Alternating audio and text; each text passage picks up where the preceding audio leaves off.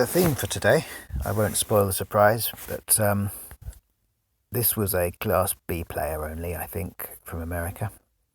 And trying to do this thing again seems to be quite popular at the moment, trying to make, do the exchange of queens castling, but you just do this and everything's good. Fianchettos, and I attack the rook. And then a nice little pin here.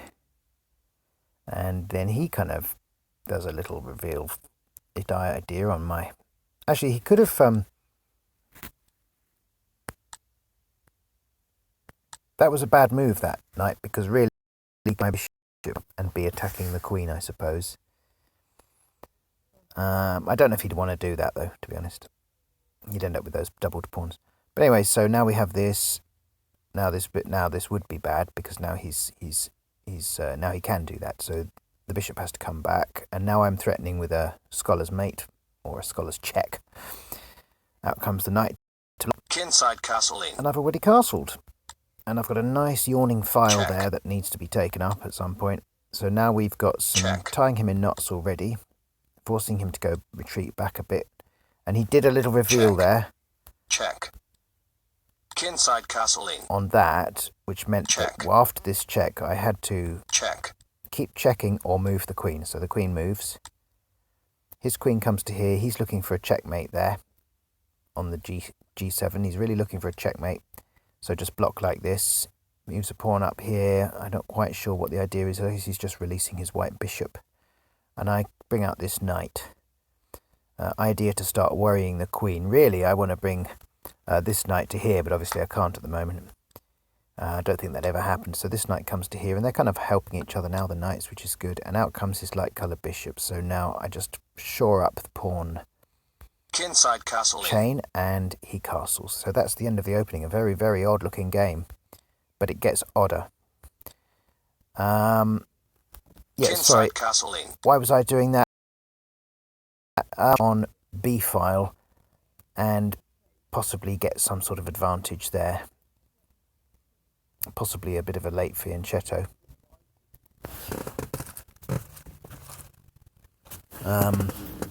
Kinside castling. Kinside castling. And then he attacks my queen.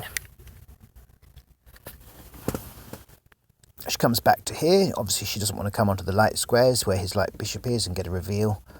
And he now attacks, well, sort of pins my knight, but it's okay because it's covered by the other knight until he starts moving pawns onto it. So that's why I decided I would break this up now. Plus his bishop's undefended. So after taking, his bishop's now being attacked.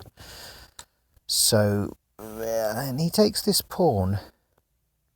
So I thought, okay, well, I'm not, the quantum is very, very odd here, but I think I'm okay with taking this bishop.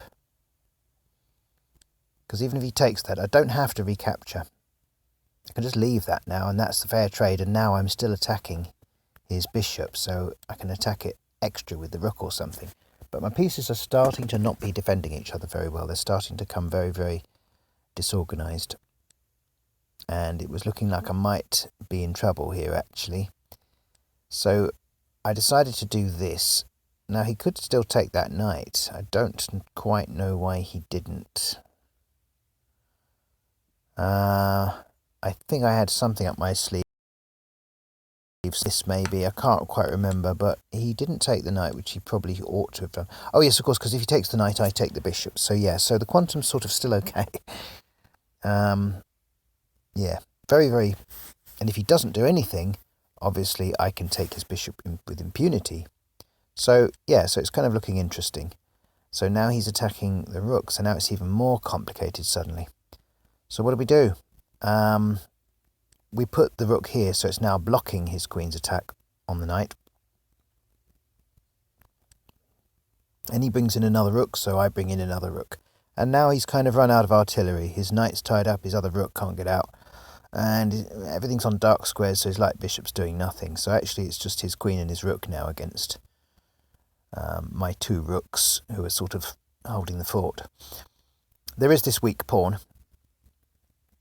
He doesn't take it. He takes instead the rook, and I recapture. And now he takes the weak pawn, and now I've got this sort of skewer thing. Check. Just gets him a bit scared, but of course he's got check, and I have to get the king up. So this is all quite interesting. He starts to decide he's going to make a queen, and I'd kind of forgotten that I'd kind of lost all them pawns on the side. I don't really quite understand how I lost so many pawns, but I did. But him going for this queen is really what spells disaster for him in the end, because I come to here now, and this is just marking. I'm just looking to be able to get to c2 so that I can mark my rook down on that. But his back rank. He should have made a small pawn move to save his king at this point. He should have seen what was coming, but instead he got greedy and his eye was on the queen, his queening pawn. So I carry on with my plan here, and it's quite nice, this move, because it actually looks like I'm attacking the pawn, which I'm not. I'm not interested in the pawn. But he carries on with his other pawn because he's obviously got to get the mileage out of that one pawn. There's no point in moving two pawns. Just the one queen is all he needs to get me. So I did a bit of counting, and I thought, do you know what?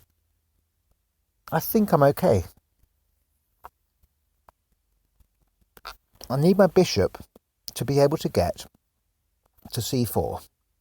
That's pretty essential for the win, because then it covers that diagonal. And to do that, I've got to get rid of that pawn. So actually, I will have to take that pawn probably, but it doesn't quite pan out that way.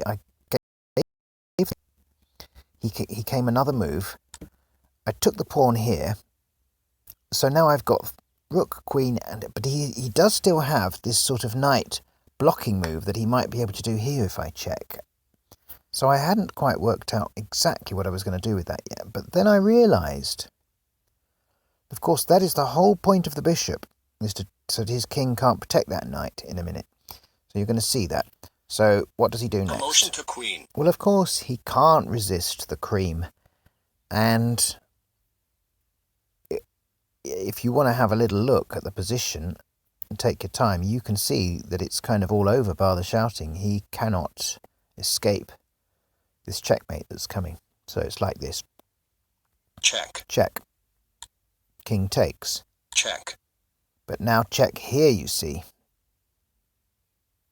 He can't block that with the knight. So he comes out.